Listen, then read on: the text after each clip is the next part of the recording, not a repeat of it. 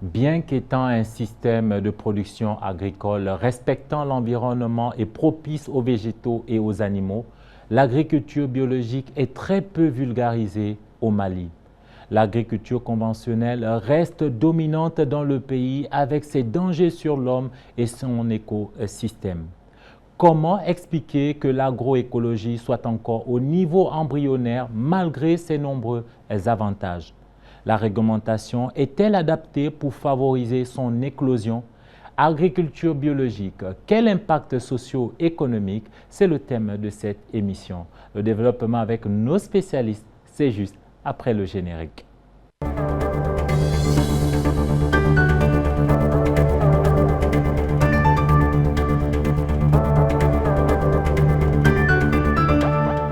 Bonsoir à tous et bienvenue dans Entreprendre, votre magazine dédié aux entrepreneurs et aux différents acteurs de l'économie.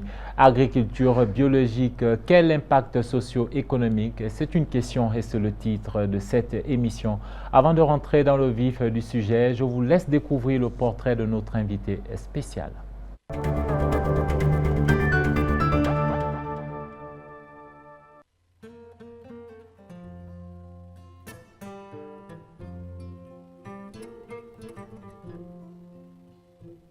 Expert en agriculture biologique et maître formateur en agroécologie, Hamidou Almami Diawara est le président de l'Association malienne pour la solidarité et le développement, AMSD.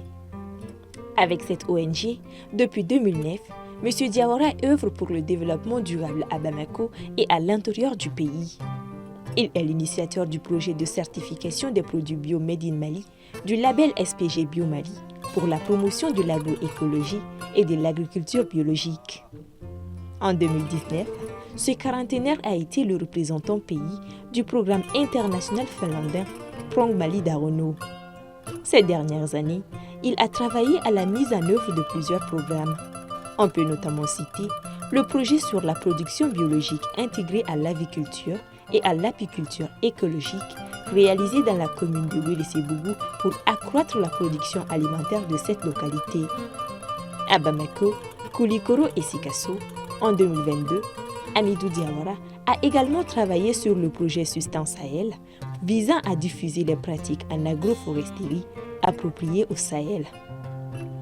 C'est fort de ce succès qu'il a collaboré avec Kermali sur son projet 2023-2026 d'appui à la promotion de l'agroforesterie et la diffusion des connaissances auprès des communautés rurales.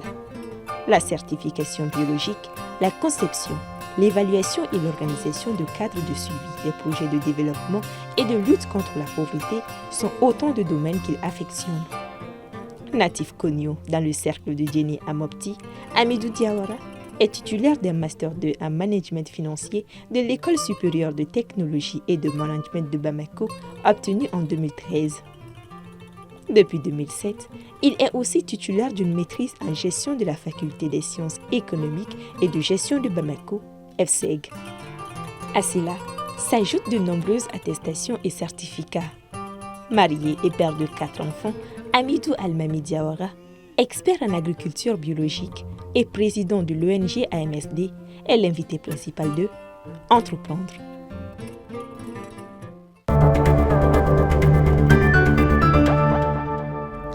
Hamidou Diawara, expert en agriculture biologique, président de l'Association malienne pour la solidarité et le développement. Et sur ce plateau, M. Diawara, bonsoir et merci d'avoir accepté l'invitation d'Entreprendre. Merci beaucoup, monsieur, pour l'invitation et l'immense honneur que vous faites à ma modeste personne pour participer à votre émission. Je vous en remercie.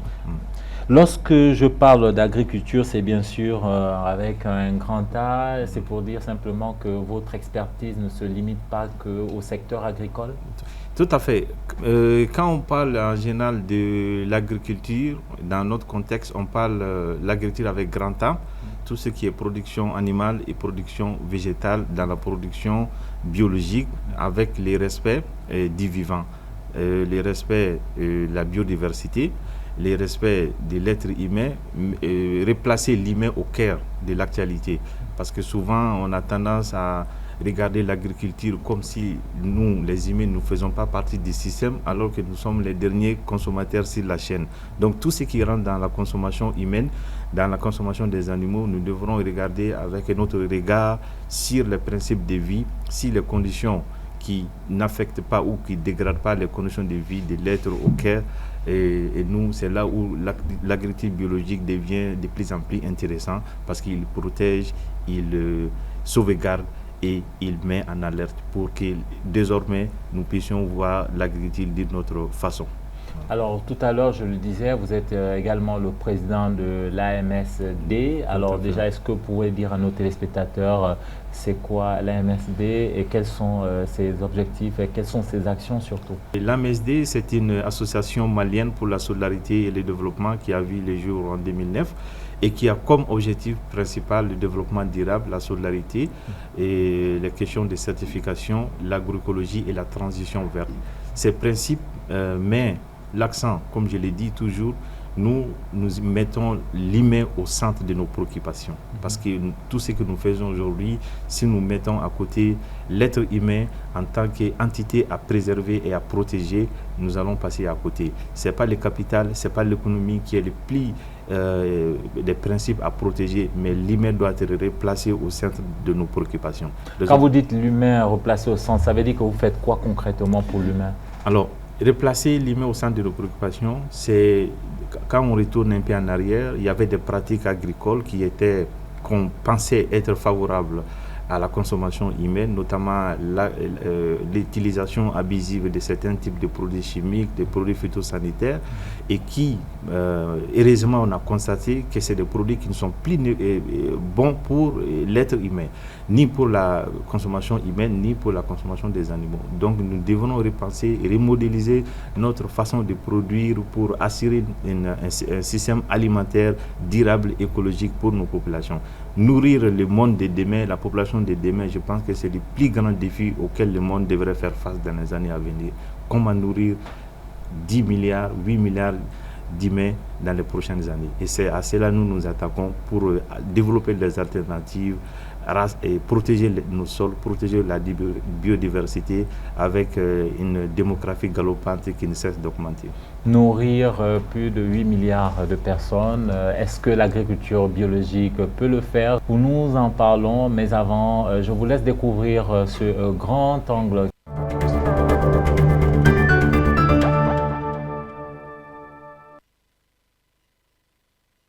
L'agriculture occupe une place centrale dans l'économie malienne. Elle emploie plus de 80% de la population active. Le respect de l'environnement a durant des décennies guidé les pas des agriculteurs et des éleveurs maliens. Mais aujourd'hui, nombreux sont ces producteurs agricoles qui utilisent les produits chimiques pour augmenter le rendement de leur culture, ce qui constitue un danger pour la santé des consommateurs. Mais depuis quelque temps, la tendance tend à être inversée grâce entre autres à l'agriculture biologique. L'agriculture biologique, c'est une agriculture qui est d'abord durable. C'est une agriculture qui ne fait pas appel aux intrants de synthèse. Et c'est une agriculture qui permet de nourrir sans conséquence sur la santé des humains. Sa différence avec l'agriculture conventionnelle, c'est quoi? C'est l'utilisation des intrants au niveau de l'agriculture conventionnelle, l'utilisation des produits chimiques au niveau de l'agriculture conventionnelle. Alors que l'agriculture biologique, même son traitement s'est fait à partir de nos plantes et qui nous permet non seulement d'avoir une bonne santé, mais qui permet de rassurer aussi toutes les générations par rapport à la protection de l'environnement et par rapport au couvert aussi végétal. Loin d'être un effet de mode, l'agriculture agroécologique protège l'environnement tout en favorisant le développement sanitaire et humain, selon les spécialistes. En fait, aujourd'hui, l'agriculture biologique, l'agriculture agroécologique, nous devons tous plus ou moins tendre vers ça parce que, ça améliore notre propre santé. Et il y a des créneaux aujourd'hui, il y a un marché qui est disponible. Ça améliore les conditions de vie des producteurs, ça préserve les sols et ça lutte contre les changements climatiques. Et ça permet à certains aussi de s'adapter à ces changements climatiques. Alors vous savez, au début, l'agriculture était de subsistance et on courait derrière ce qu'on appelle la sécurité alimentaire. Donc, ce qui faisait qu'on utilisait toutes sortes de produits, de fertilisants chimiques et de produits de synthèse. Mais aujourd'hui, avec les questions de risque climatique que nous sommes tous conscients aujourd'hui, il fallait changer de pratique pour une alternative vraiment crédible. C'est pourquoi nous nous sommes inscrits dans la transition agroécologique dans la riziculture, notamment en développant des pratiques plus résilientes au climat et aussi en développant aussi des solutions de traitement naturel et des fertilisants bio pour pouvoir préserver l'environnement, mais aussi donner des produits sains aux consommateurs. Pour certains, il ne fait aucun doute que l'agroécologie est plus économique pour les agriculteurs. L'agriculture biologique, c'est l'agriculture de l'avenir. C'est une agriculture qui nous permettra de moins utiliser les intrants de synthèse, de ne pas trop dépenser aussi dans la production. Par exemple, quand vous êtes dans l'agriculture biologique, c'est les composts, les matières organiques qu'on utilise, alors que dans une agriculture conventionnelle, vous êtes non seulement obligé de payer le DAP, vous êtes obligé aussi de payer l'urée. Et tout ceci ont des coûts. Donc du coup, dans la production, quelqu'un qui parvient à utiliser les stratégies de l'agriculture biologique, je crois que c'est ce délai-là qui gagnerait au bout du tunnel. Et je ne dis pas qu'il faut exclure totalement l'utilisation d'engrais, mais on peut optimiser l'utilisation d'engrais, les peu qu'on a là. Il faut amener les gens à aller dans l'agroécologie, que les gens produisent de façon durable et que les consommateurs aussi s'engagent dans ça. Ça améliore notre santé. Ça va peut-être amener les gens à fréquenter moins les pharmacies, à fréquenter moins les hôpitaux. Et ça permet à l'Afrique aussi de garder des devises. L'agriculture biologique est confrontée quasiment aux mêmes défis que l'agriculture classique. On peut notamment citer la faible productivité, les pertes après les récoltes, les marchés peu développés et la vulnérabilité aux impacts des changements climatiques.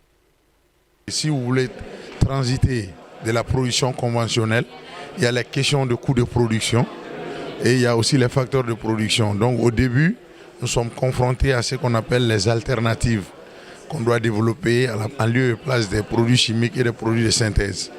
Ensuite, la deuxième, ça c'est la formation.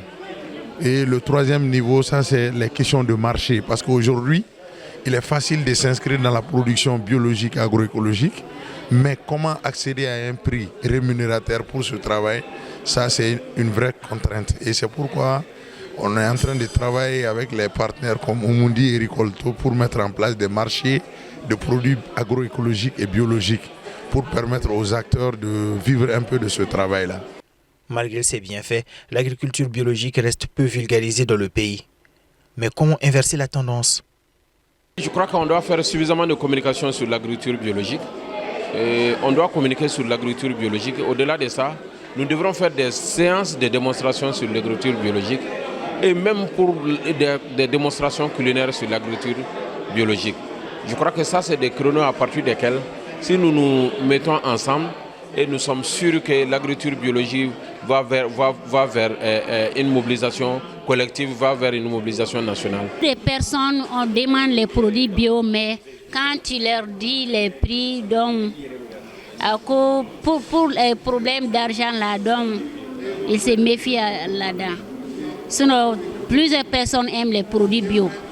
Parce que actuellement, là, les gens sont en train de rencontrer, en train de savoir que les produits bio, c'est bon pour la santé. Alors la première des choses, il faut une volonté politique affichée pour cette transition et aussi il faut que les acteurs s'approprient de cette pratique parce que qui a montré tout son avantage, non seulement pour l'environnement, mais aussi pour le développement socio-économique. Parce qu'aujourd'hui, en développant les systèmes agroécologiques, ça nous permet de mettre en place des marchés et de pouvoir redistribuer les richesses dans les terroirs.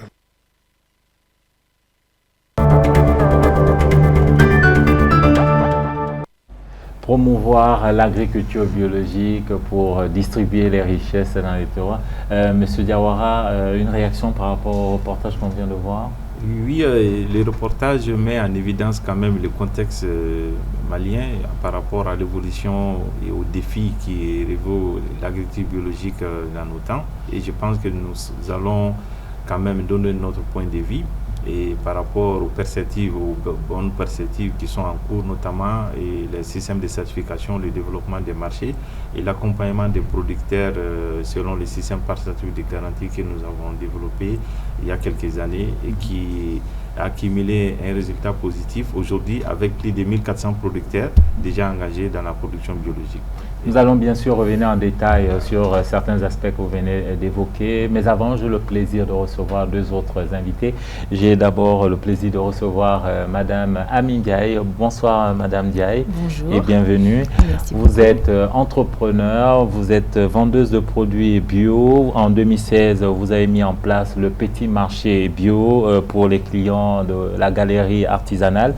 Vous êtes aussi ancienne transformatrice de produits agroalimentaires. D'ailleurs, en 2021, vous avez tenté une expérience, on va dire plutôt pas bien réussie ou bien réussie, en tout cas une expérience en matière de culture de céréales bio. C'est bien cela? C'est cela.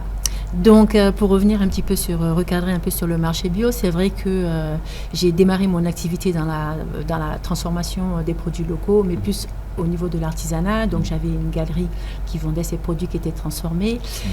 Donc, j'ai démarré en 2009 et en 2016, en fait, parce que moi-même, je voulais manger bio, parce que je suis la première à être consciente que, en fait, une alimentation saine, c'est la garantie de maintenir sa santé et voilà, et c'est la meilleure assurance santé en fait, voilà. Une alimentation saine, en fait, c'est le premier médicament. C'est ce qui va vous empêcher d'être malade, c'est ce qui va vous empêcher en fait de dépenser plus tard en médicaments. Voilà ce que vous n'avez pas voulu investir en fait dans une alimentation bio au départ. Donc à partir de là, j'ai créé un marché bio et ça tombait bien parce que Helvetas avait formé une coopérative, la coopérative des maraîchers, enfin une partie de la coopérative des maraîchers de Samanco en bio. Et donc du coup, je leur ai offert... Vous avez bénéficié de cette formation également, c'est ça? Non, en fait, moi, c'est depuis bien avant déjà, je m'intéresse au bio, hein, c'est pas quelque chose de récent.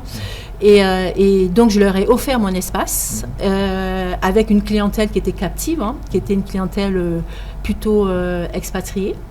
Donc, qui était aussi sensible au bio et qui avait aussi la capacité de payer effectivement un peu plus cher. Mais par contre, moi j'ai financé cette activité-là sur mes fonds propres en fait, hein, sur en fait le chiffre d'affaires de la galerie. Et c'est très important parce que ça prend un peu le contre-pied du système associatif qui se fait essentiellement aussi beaucoup financé par Vous allez revenir en détail, Madame Ndiaye, tout à l'heure sur ces aspects. Mais avant, j'ai également le plaisir de présenter notre troisième et dernier invité, Monsieur Ramadan Silla. Bonsoir et merci d'avoir accepté notre invitation également. Bonsoir. Je rappelle que vous êtes chargé d'agroécologie paysanne. Vous êtes vous êtes également chargé d'agriculture biologique au niveau du CENOP. Le CENOP, c'est la coordination nationale des organisations paysannes du Mali. Est-ce que vous pouvez nous en dire un peu plus sur le CENOP également? Ça a été créé quand? Quel est l'objectif? Ok, merci beaucoup. Merci aux autres invités. Merci. La CENOP, c'est la coordination nationale des organisations paysannes qui a été créée à partir de 2004 par plusieurs organisations à compétence nationale. Voilà, donc aujourd'hui, elle regroupe 14 fêtières compétences nationales, y compris les femmes rurales et les jeunes ruraux.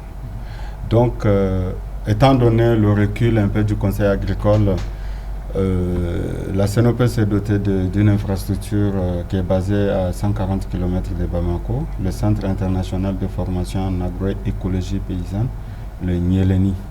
Donc où j'interviens comme formateur, mais aussi responsable pédagogique. C'est moi qui coordonne l'ensemble des formations. On aura donc l'occasion de revenir, madame, monsieur, sur vos profils. Mais avant, je vous invite à regarder cette première infographie qui va nous permettre de voir l'un des plus grands potentiels du Mali. C'est un potentiel qui est bien connu, qui est très apprécié, mais qui reste au stade de potentiel. Monsieur Diawara, il s'agit bien sûr de la terre. La terre malienne est propice à l'agriculture et à l'élevage. Nous avons 43,7 millions de terres arables, donc de terres cultivables, mais seulement 7% de ces terres sont cultivées, soit près de 5%, quand on parle de 4,5%.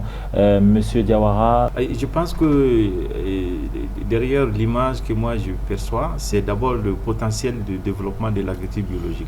Puisque dans les autres pays, leur terre est tellement dégradée avec les produits phytosanitaires qu'ils ont eu à utiliser depuis des décennies. Je pense que c'est une aubaine pour le Mali, pour la jeunesse malienne, que l'agriculture biologique et l'agroécologie soient un mécanisme de création d'emplois verts. Et je pense que ce potentiel, au lieu de 4,5%, on peut aller jusqu'à 30%, mais en orientant les jeunes vers une production durable et écologique. Et ce potentiel pourra créer et résorber le taux de chômage que la jeunesse malienne subit aujourd'hui, parce que le pouvoir public ne peut pas tout donner en fait. L'agriculture est le seul pourvoyeur d'emplois.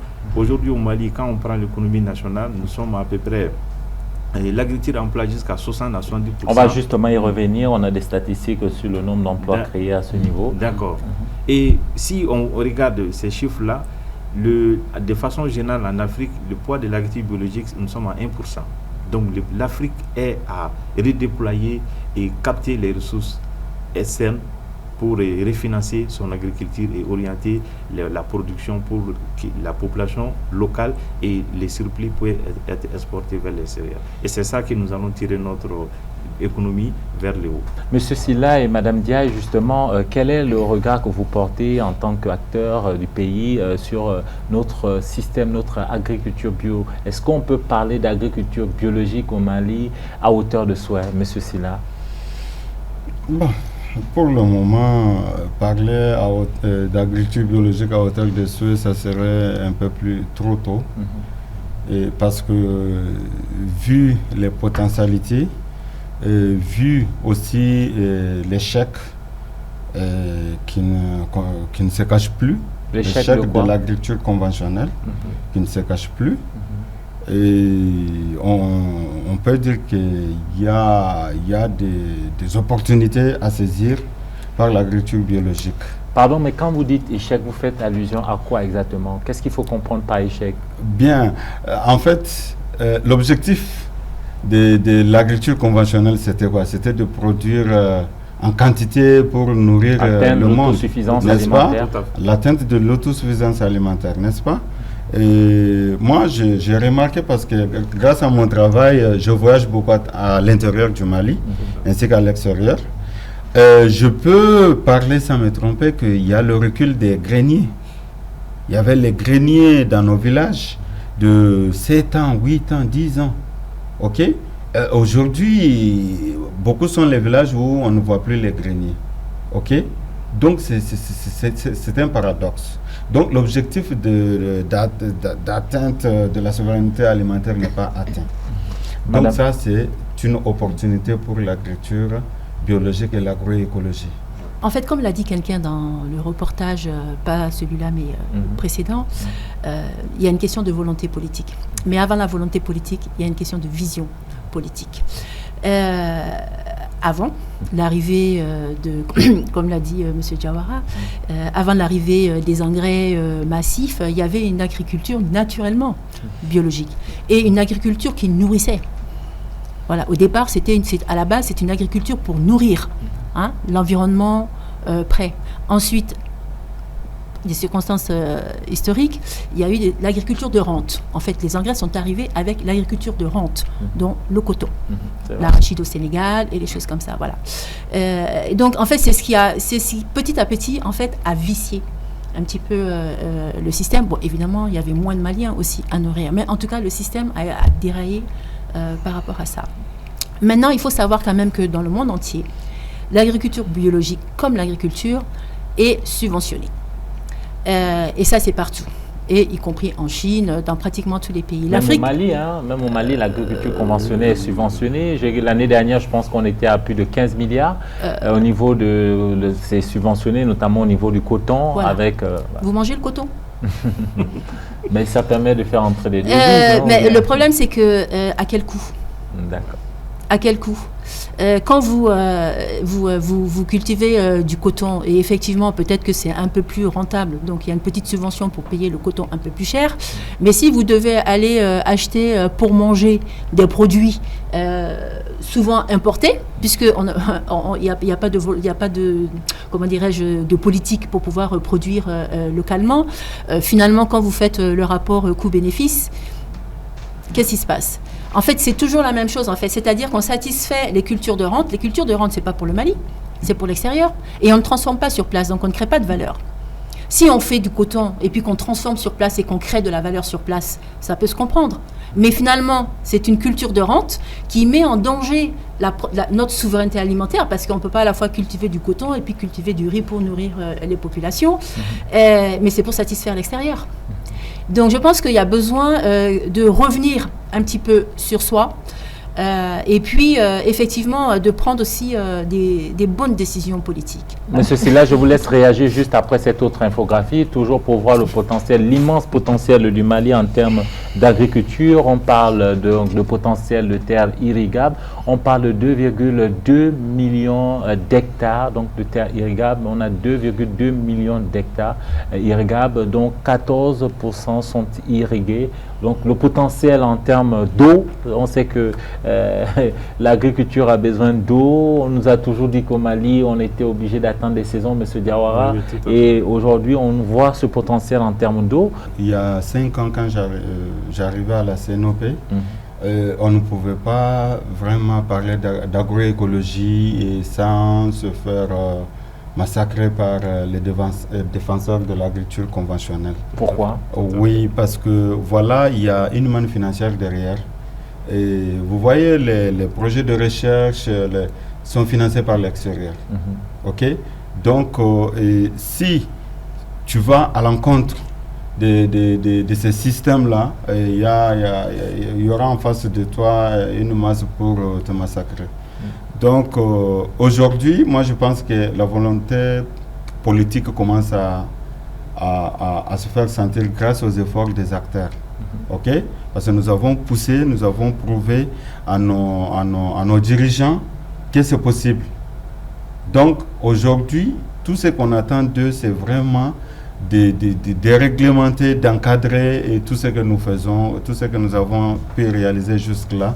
Notamment, il y a l'élaboration de la stratégie nationale de l'agroécologie qui est en cours. Nous sommes à l'étape vraiment embryonnaire. Est-ce qu'aujourd'hui, on peut dire que ce sont les textes? Qu'est-ce qui bloque aujourd'hui? Pourquoi aujourd'hui, à vous entendre parler tout à l'heure, j'avais l'impression que vous êtes un peu toutes et tous frustrés, peut-être parce que vous parlez d'État qui doit prendre des décisions, une volonté politique. Est-ce qu'aujourd'hui, le problème de l'agriculture biologique, ce sont les textes ou bien ce sont les hommes qui doivent travailler cette terre-là de façon plus écologique, en respectant l'environnement? Quel est aujourd'hui le problème? Il y a deux aspects. Il y a deux aspects qu'il faut retenir là-dessus. Il y a le plan opérationnel, mais aussi le cadre normatif et réglementaire. L'un ne peut pas aller sans l'autre. Et pour le cadre normatif et réglementaire, c'est bien l'État. C'est le rôle régalien de l'État. OK? J'ai noté l'élaboration en cours de la stratégie. Même hier, nous étions au ministère à cet effet. Mais l'opérationnel vous engage, non? Oui, l'opérationnel engage non seulement les acteurs, mais aussi l'État. Parce que la vulgarisation agricole, c'est le rôle régalien également de l'État. Tout à fait. OK?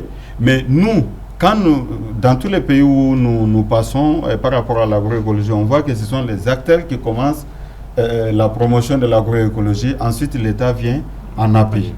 Aujourd'hui, c'est tout ce dont on a besoin. La technologie est là. La technologie est là. Les évidences scientifiques, notamment avec l'IR, on a plein de fiches techniques qui n'attendent que la vulgarisation, la diffusion des masses à travers la socialisation des pratiques agroécologiques et agriculture biologique. Ok, merci. Ces questions nous interpellent un peu quand on regarde le contexte de formation de nos jeunes universitaires qui sortent des écoles professionnelles agricoles et qui, depuis des décennies, on a presque l'impression d'avoir les mêmes formats, les mêmes itinéraires techniques de production, alors que le monde a changé. Malheureusement, quand on regarde les infrastructures de ces jeunes qui manquent clairement d'équipements de formation, parce que le Mali devrait vraiment mettre l'accent à 60% sur le potentiel agricole à exploiter. Et moi, je pense que nous ne sommes même pas à 15% du potentiel du Mali que nous pouvons exploiter.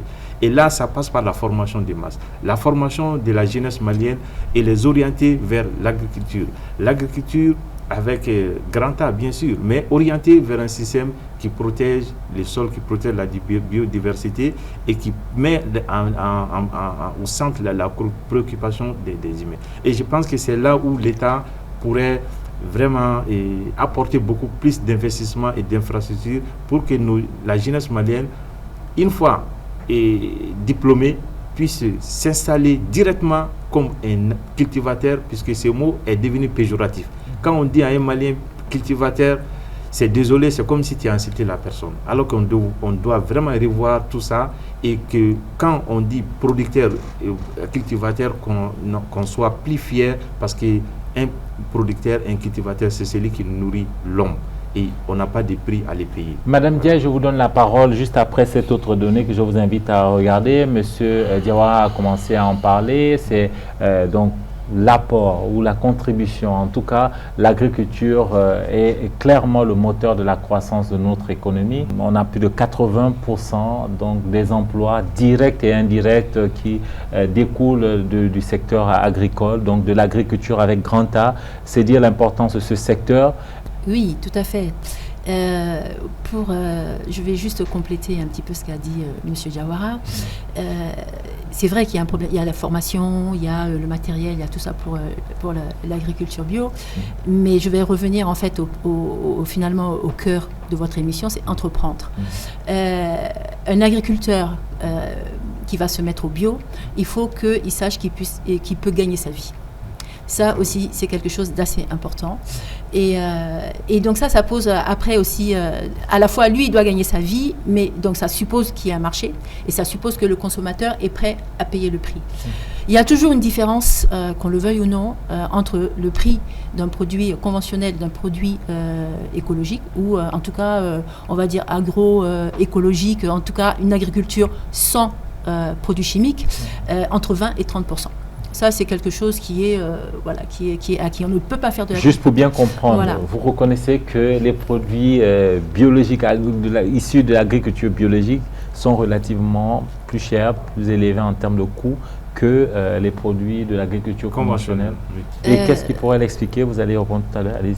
Oui, déjà, le fait de ne pas utiliser de produits chimiques, vous allez faire appel à de la main-d'œuvre. À moins d'esclavagiser cette main-d'œuvre, il faut la payer. D'accord ?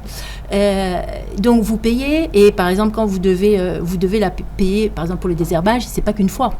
Okay ? Mais vous devez aussi payer les gens qui vont faire ce travail-là doivent un minimum gagner leur vie.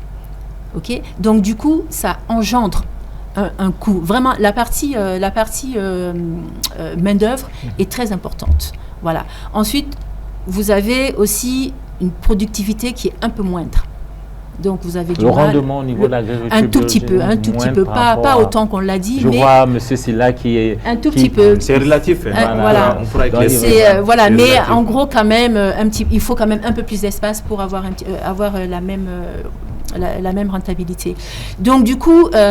Cet aspect, en fait, est très important. Le souci, c'est à la fois le producteur doit gagner sa vie et le consommateur doit accepter un petit surcoût. Et dire qu'on peut faire de l'agriculture écologique ou biologique au même coût que conventionnel, je pense que ce n'est pas, entre guillemets, c'est pas très honnête. Sinon, il y aurait de l'écologie partout, il y a des terres. Monsieur Silla, oui.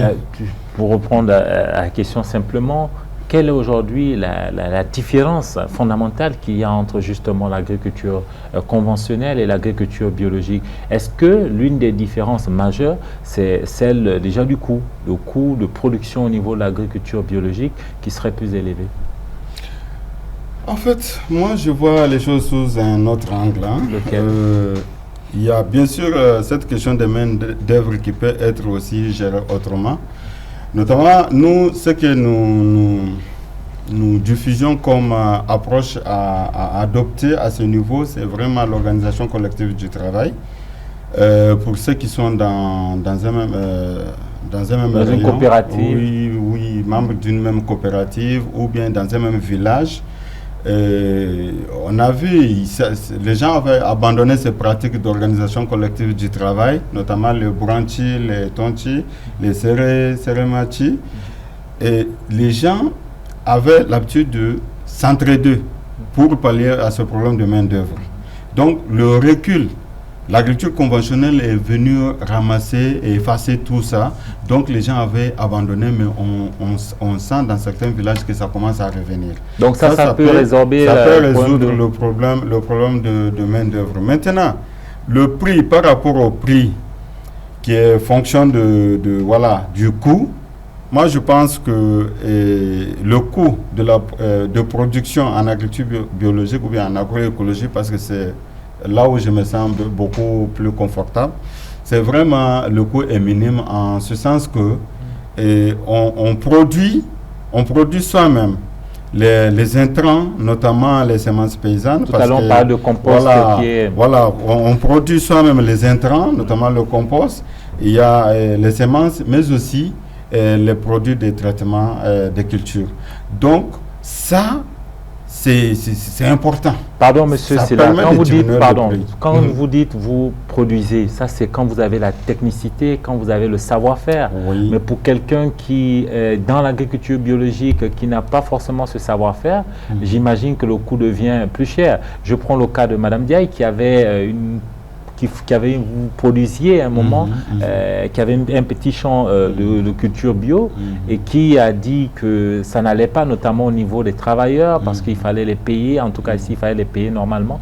Est-ce que vous ne pensez pas justement que c'est là le problème, quand on n'a pas la technicité qu'il faut? Monsieur Diawara, peut-être? Je vais compléter mes collègues.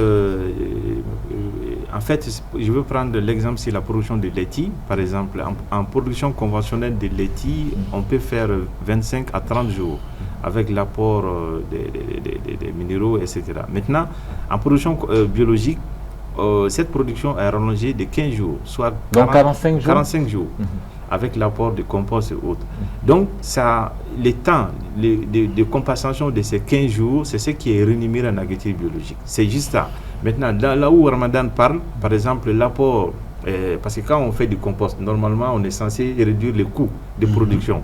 Et quand on fait les biopesticides, la logique aussi, c'est de réduire les coûts de production. Mais, sauf que, souvent dans les spéculations, il faut 2 à 3 années de temps au sol, parce que les quantités de produits chimiques que le sol a reçues historiquement, il faut du temps pour restaurer le sol. Comme un vieux Sissoko disait quand on était à Abuja, il disait le sol vit comme les humains. Quand on comprend ça, on va comprendre mieux comment apporter les éléments nutritifs au sol, aller au lieu de donner par exemple des intrants, booster la production avec des minéraux qui vont peut-être nourrir la plante, mais à quel coût et sur quelle durée. Raison pour laquelle l'agriculture biologique, au contraire, au lieu de nourrir seulement la plante, nourrit prioritairement d'abord le sol, enrichit le sol, corrige et restaure la biodiversité, les nutriments qui sont les éléments clés de la vie du sol. La question des rendements s'explique autrement en agroécologie paysanne. Cela veut dire qu'on mise sur le nombre de cultures sur la même parcelle. Ça, c'est un point important. Et également, on ne met pas du compost pour nourrir la culture, comme il l'a si bien dit. On met le compost pour nourrir la terre. En ce moment, une fois la terre fertilisée, elle donne aux cultures ce dont elles ont besoin. Est-ce que vous voyez?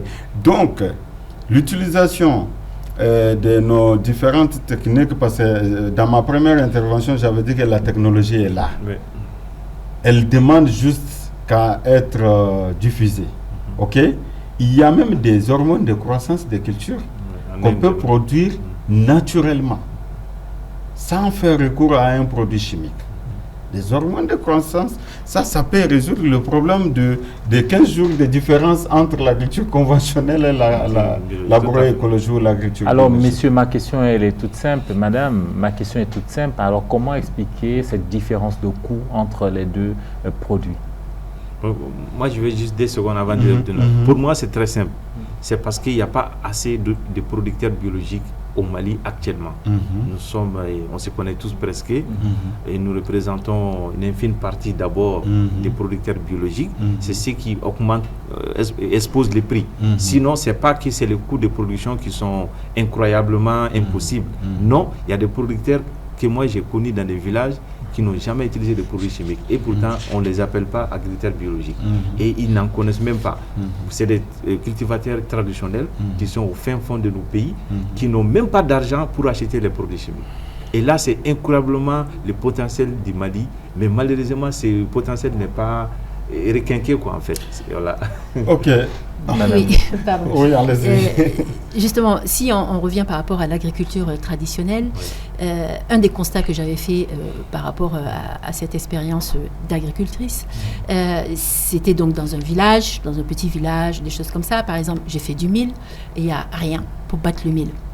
Rien alentour. Il n'y a rien pour battre le mil. Donc, il a fallu prendre le mil, l'amener à Bamako, le transporter pour le faire. Donc, ça pose déjà le problème, en fait, de la mutualisation, de l'organisation, en fait, des paysans sur place. Donc, ça, c'est la première chose. La deuxième chose, il faut aussi voir que, par exemple, par rapport à la culture, aux cultures conventionnelles, tout ce qui est céréales ou choses, en fait, le paysan ne décide pas du prix.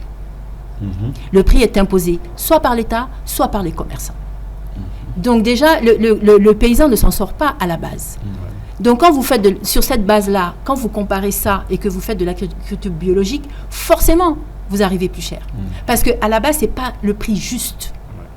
Déjà. Donc je pense que déjà, à ce niveau-là, il faut peut-être voir aussi les choses. Ce n'est pas aux commerçants de fixer le prix, quelque part. Mais ceci aussi parce que les paysans ne sont pas organisés. S'ils étaient vraiment organisés en coopérative, et puis que chacun joue le jeu, il y a des coopératives, mais bon, ça ne se passe pas toujours très très bien.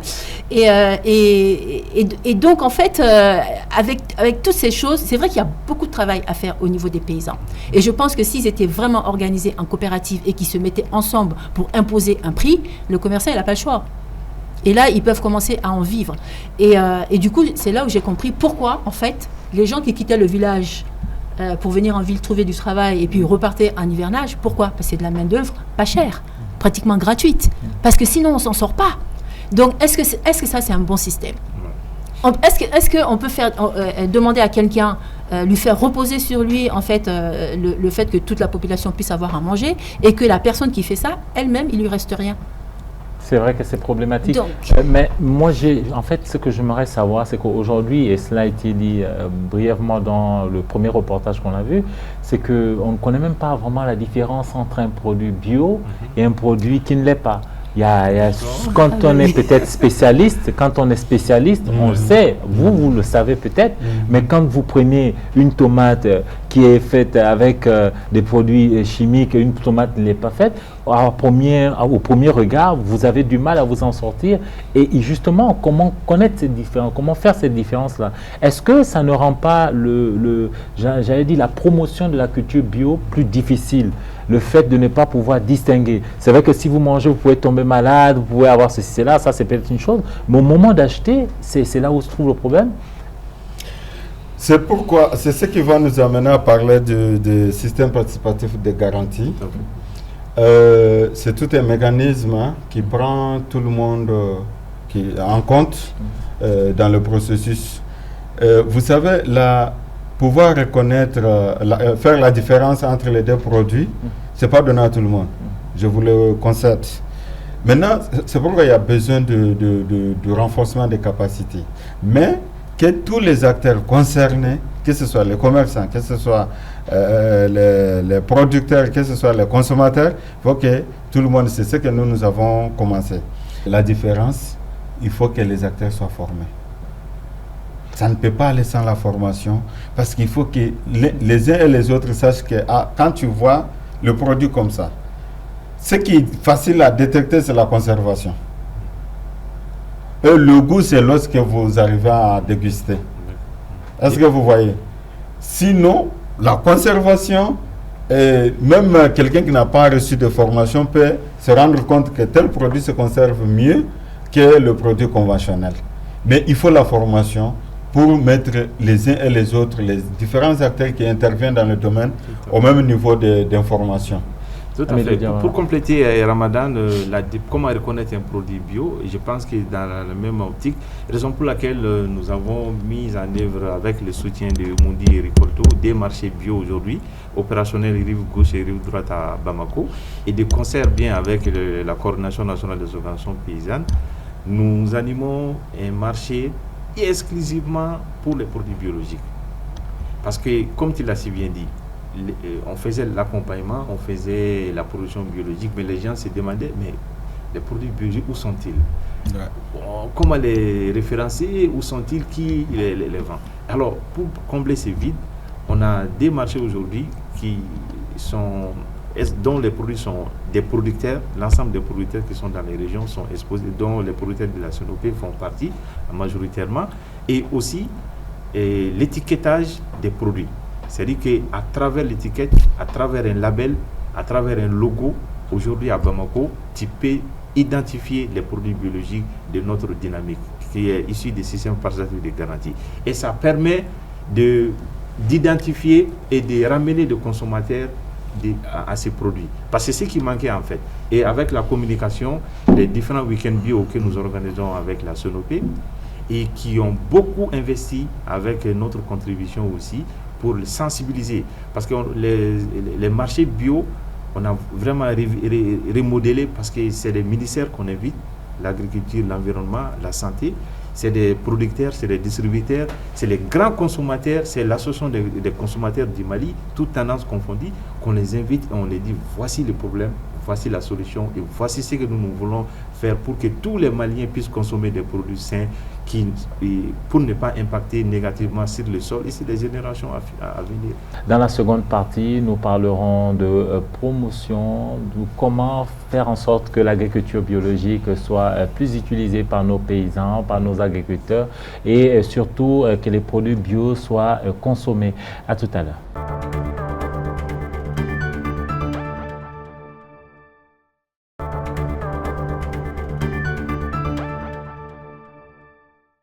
Rebonsoir et merci de suivre cette seconde partie d'Entreprendre. Je vous rappelle que notre thème ce soir est agriculture biologique, quel impact socio-économique? Et pour en parler, je suis toujours en compagnie de nos trois experts.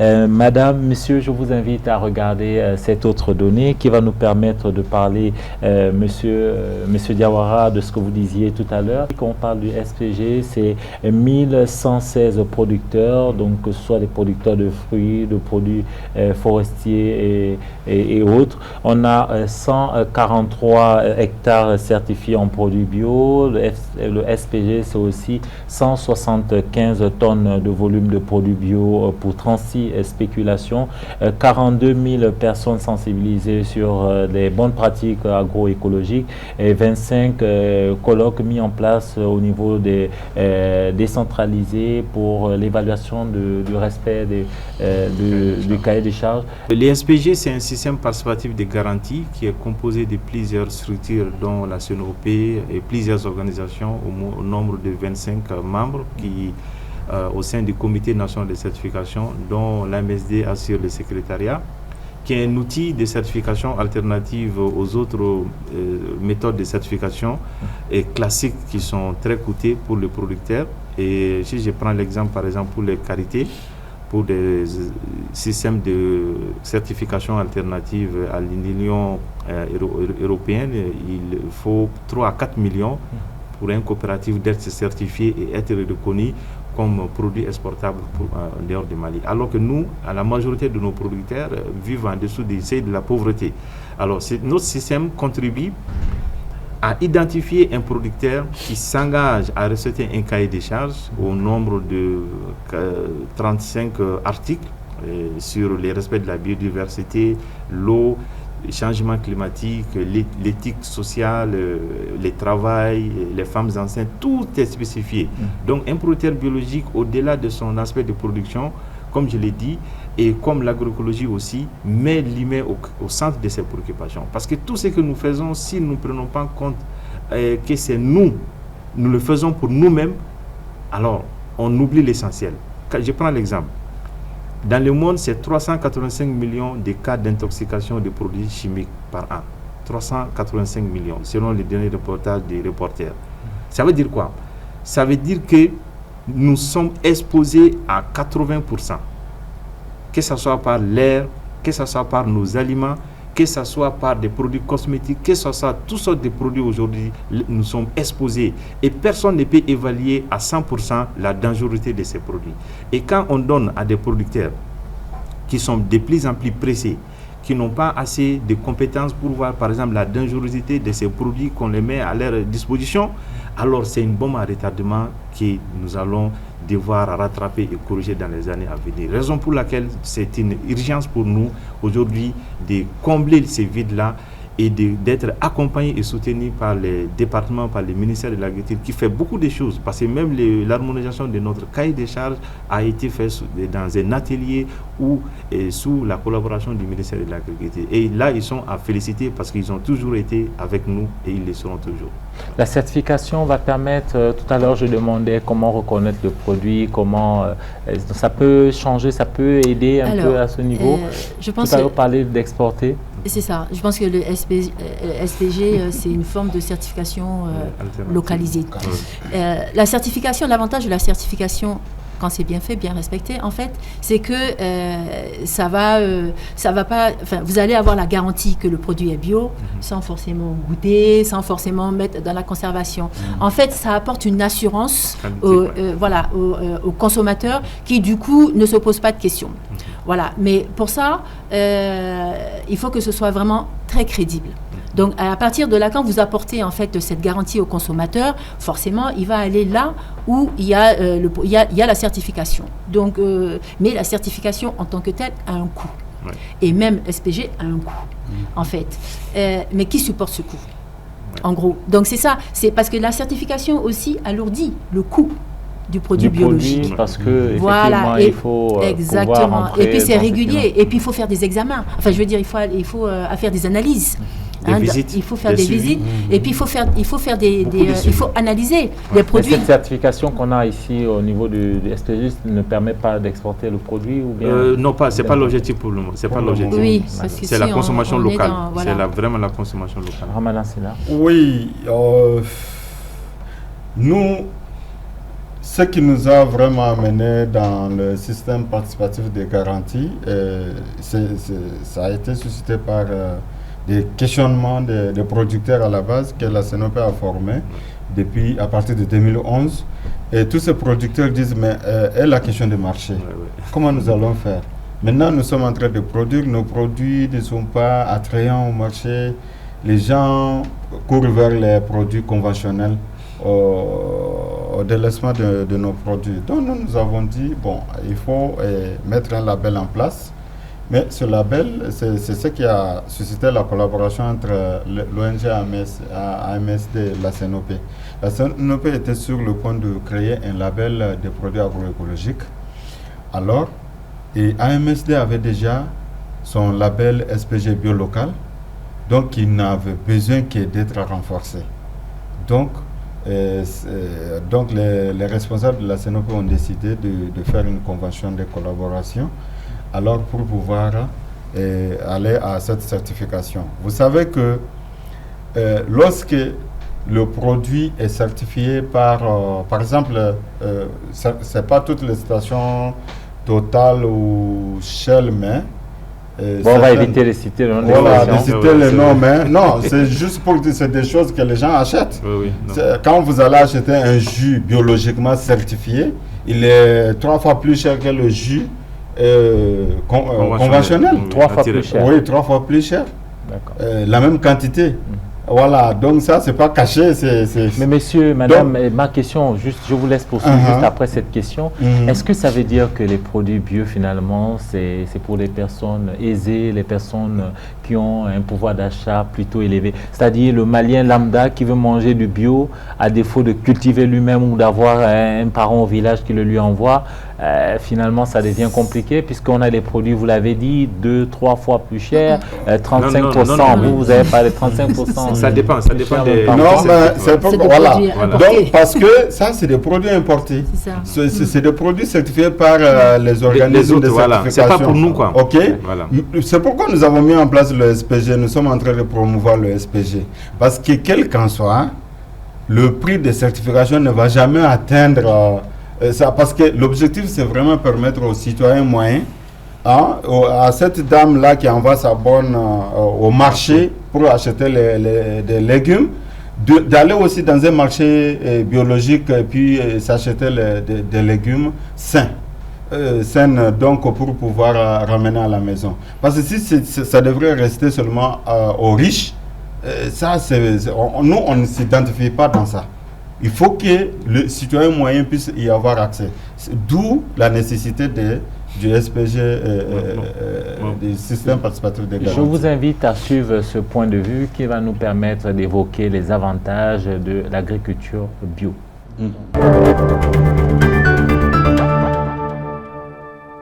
Les avantages sont énormes par rapport à l'agroécologie. Parce que quand on regarde l'agroécologie n'intervient pas seulement que dans la production. Nous avons défini l'agroécologie sous 3 dimensions au niveau de notre organisation. Il y a ce qu'on appelle la dimension environnementale.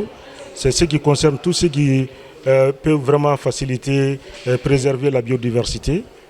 Voilà, donc il y a aussi les conditions favorables pour le sol. Donc tout le travail qu'il faut faire pour que le sol vraiment devienne favorable à l'agriculture. Et aussi tout ce qui concerne aussi l'utilisation des énergies solaires. Voilà, les énergies solaires surtout par rapport à l'irrigation.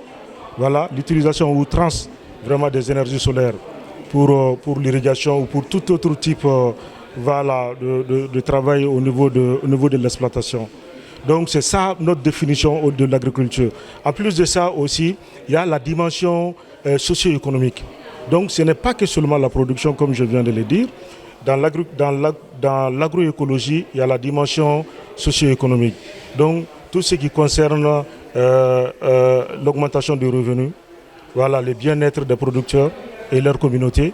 Donc tout ça, ça fait partie vraiment de l'agroécologie. Et en dernier lieu, la 3e dimension, c'est vraiment la dimension politique et organisationnelle. Voilà, donc ça tout ce qui intéresse les investissements publics en matière de l'agroécologie, parce que ça aussi, c'est important. C'est bon d'appeler les gens à changer de paradigme par rapport à l'agriculture. Aussi, il faut qu'il y ait vraiment des investissements publics pour encourager davantage les producteurs à aller vers l'agroécologie. Au point de vue économique, voilà, donc ça procure vraiment aux producteurs des revenus substantiels. En plus de ça aussi, ça garantit la santé, non seulement du producteur, mais aussi des consommateurs.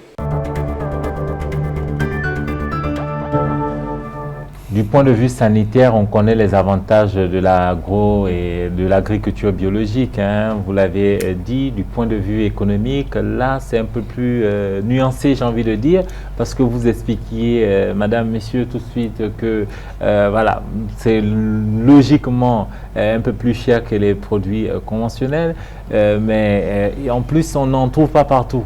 Il faut des marchés à la rive droite, il faut un marché à la rive gauche pour en trouver. Est-ce que ça ne complexifie pas justement ce secteur-là qu'on voulait promouvoir, j'imagine? Je vais commencer par vous, madame.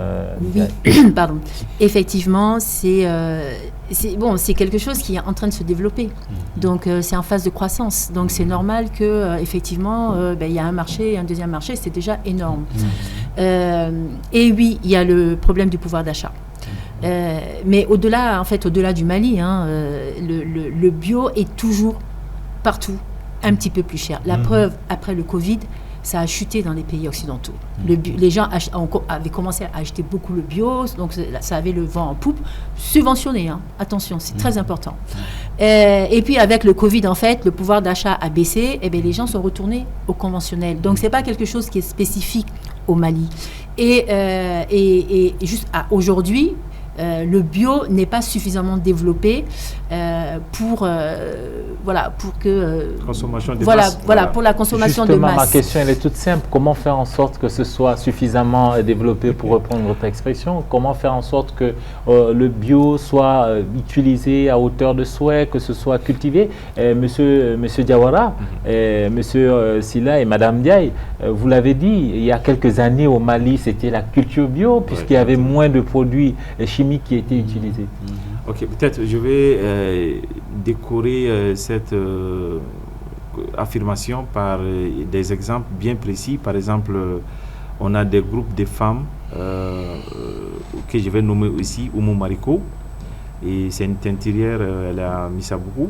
Je pense que modestement, si je suis fier de faire profiter par exemple des produits bio à des couches de consommation, des consommateurs, je pense que c'est à ces groupements de femmes.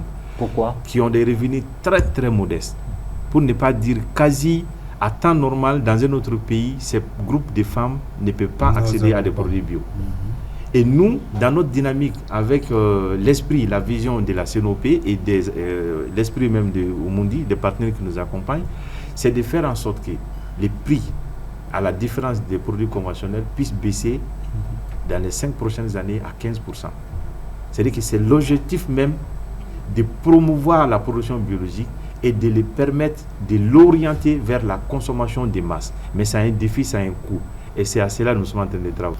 Ce qu'il faut faire, ce qui est rare et cher. Ouais. Ok? Le fait que ce soit seulement 2 marchés, les marchés, c'est pour dire que nul n'entre ici s'il n'est géomètre. Ouais. Si je répète Platon. Platon, oui. Là, celui qui va avec les produits, il part en toute connaissance de cause. Celui qui va acheter pour consommer aussi va en toute connaissance de cause. Mais pour faire de telle sorte que ça puisse être vraiment suffisant, il faut les rendre plus accessibles. Et les rendre plus accessibles passe nécessairement par faciliter l'accès aux intrants. Parce que ça, c'est le gros paquet. Il faut que... Aujourd'hui, ce n'est pas le cas? Non, non. Ce n'est pas le cas. Les équipements, surtout. Les équipements, les intrants, ce n'est pas le cas. C'est très faible. Ce n'est pas le cas. Il n'y a aucune subvention au niveau du secteur, comme disait Mme Dia tout à l'heure? Pas encore. Mais nous qui sommes dans le domaine vraiment aujourd'hui, si on fait référence un peu à la subvention d'intrants agricoles, cette subvention a fait des efforts, ok? A fait des efforts de subventionner vraiment l'engrais organique pour le rendre plus accessible aux producteurs. Mais même là, il y a des problèmes parce que... Je vais nuancer, parce qu'il y a des producteurs qui sont conventionnels, qui reçoivent l'engrais organique, mais qui utilisent l'engrais chimique en même temps. Donc, ce n'est pas profitable. Donc, ils vont utiliser les deux. Mais ce qui peut être fait, c'est vraiment permettre à une masse critique des paysans d'avoir la technologie de produire ces intrants eux-mêmes. Ouais, c'est ça. Est-ce que vous voyez, ça passe nécessairement par le renforcement des capacités. La réglementation, donc aujourd'hui, il n'y a pas d'effort à faire à ce niveau. J'imagine que c'est déjà, vous parliez du cadre normatif et réglementaire. Oui, pour le moment, nous sommes au niveau, à l'état embryonnaire du processus d'élaboration de la stratégie nationale de l'agroécologie et de l'agriculture biologique. Nous sommes là-dessus. Les travaux sont en cours. L'objectif, c'est vraiment aller jusqu'à la réglementation. Une fois qu'il y a une stratégie qui définit les orientations, les mécanismes, et ça va nous permettre, ça va être un départ. Parce qu'on voulait même aller jusqu'à l'élaboration d'une politique, mais les autorités nous ont rappelé que la loi d'orientation agricole ne prévoit pas l'élaboration d'une politique en agroécologie. Donc, on peut, pour le moment, vraiment se focaliser rapidement, sur il nous reste 30 secondes pour conclure. Je vous donne la parole, Madame Diaye. Pour compléter ce qu'il dit, vous voyez bien, nous sommes livrés à nous-mêmes. Ouais. Et on se débrouille avec ce qu'on a. Ouais. Et comme on peut. Mais justement, voilà, vous avez lancé il y a quelques temps, vous avez essayé, en tout cas expérimenté il y a quelques années, le marché bio. Ça a été, vous l'avez fermé, je crois, l'année dernière, si je ne me trompe pas, ou cette année récemment. Alors, quelles leçons vous tirez? Je suis pour le fait que générer de la valeur. Le problème, c'est que c'est pas simplement que dans ce domaine-là, c'est que quand vous créez une activité qui commence à avoir une certaine reconnaissance, il y a des individus, et on retrouve ça un peu partout, qui vont créer des associations. Et donc, normalement, une association, ce sont des adhérents qui financent. Mais là, on va chercher où le financement à l'extérieur. Et donc, à partir de là, on se retrouve dans une situation de concurrence déloyale. OK ? Et donc, ça pose un souci parce que moi, mes maraîchers, il faut qu'ils vivent. Et ils ne sont pas subventionnés. Donc, forcément, les produits vont être un peu plus chers. Et donc, les autres viennent, cassent les prix, parce qu'en fait, ce n'est pas la sueur de leur front. C'est eux, ils sont salariés. C'est pas, voilà. Donc, en fait, c'est une autre logique. Et le problème, en fait, c'est que, globalement, pour se développer, je suis désolée, il faut créer de la valeur. Et ça passe aussi bien pour revenir à ce qu'il a dit aux produits dans certaines stations d'essence qui coûtent 3 fois plus cher. Mais moi, je suis estomaquée. On a des tas de fruits ici. Pourquoi on ne transforme pas nos propres fruits biologiques, tout simplement? Parce que là, du coup, parce qu'il n'y a pas simplement que la production, il y a aussi la transformation et il y a aussi la distribution. Donc, si on ne prend pas toute la chaîne en compte, on ne va pas y arriver. Ça ne sert à rien de faire des tomates et puis qui vont pourrir parce qu'on ne peut pas les transformer et créer de la valeur. Donc, à un moment donné, je pense qu'il faut aussi introduire la notion de l'entrepreneuriat, de la transformation, de la création de valeur. Qu'est-ce qu'il faudrait aujourd'hui faire? Après, je vous donne la parole. Qu'est-ce qu'il faudrait aujourd'hui faire dans l'immédiat pour promouvoir? Tout à l'heure, quelqu'un disait dans le reportage qu'il faut beaucoup plus communiquer, qu'il faut organiser des événements de dégustation, pour montrer aux gens aussi les bienfaits des produits biologiques. Il faut en arriver là pour promouvoir davantage la culture biologique. Bon, écoutez, les défis sont nombreux dans l'immédiat. Moi, je pense que les dirigeants écoutent plutôt la recherche. OK? Les dirigeants écoutent plutôt la recherche. Je crois que nous devons travailler en étroite collaboration avec la recherche. C'est-à-dire? La recherche, parce que nous devons travailler avec la recherche agricole pour justement d'abord cautionner ce que toutes les innovations des paysans qui sont là et qui ne sont pas valorisées, mais aussi produire des évidences, parce que c'est sur les évidences scientifiques que l'État peut se baser pour pouvoir booster la chaîne. Madame parle tout de suite il faut qu'on puisse toucher à toute la chaîne. Il faut vraiment ça pour créer de la valeur. OK? Il faut vraiment ça, mais les évidences scientifiques vont permettre à l'État d'y mettre les moyens. Est-ce que vous voyez? Donc, nous, au niveau opérationnel, au niveau de la base, c'est de continuer avec les formations de masse, la socialisation des pratiques agroécologiques et agriculture biologique, et nous devons donner de la force à notre système participatif de garantie. Parce que l'Afrique de l'Est a déjà fait un système participatif de garantie pour la région Est de l'Afrique. Pour la région même. Pour la région. Tout de suite, on rentre d'Abuja où cette question a été débattue. OK? Donc, il faut vraiment qu'on aille à ça. La formation des masses, la socialisation des pratiques agroécologiques, agriculture biologique, le volet transformation, mais aussi la distribution. Parce que tout ceci doit se faire selon des normes. Amidou Diawara, pour le mot de fin. Merci pour ces questions. Moi, je vais compléter les collègues. Il faut prioritairement l'accompagnement de la recherche. Je prends par le nom l'IR, qui est au centre de la recherche au niveau national du Mali, qui sont incontournables pour accompagner la dynamique des paysans en termes d'innovation paysanne et de les valoriser, et aussi nous mettre à la disposition les projets, les résultats des recherches pour nous permettre de tester les innovations. Et là, je vais aussi compléter par les innovations.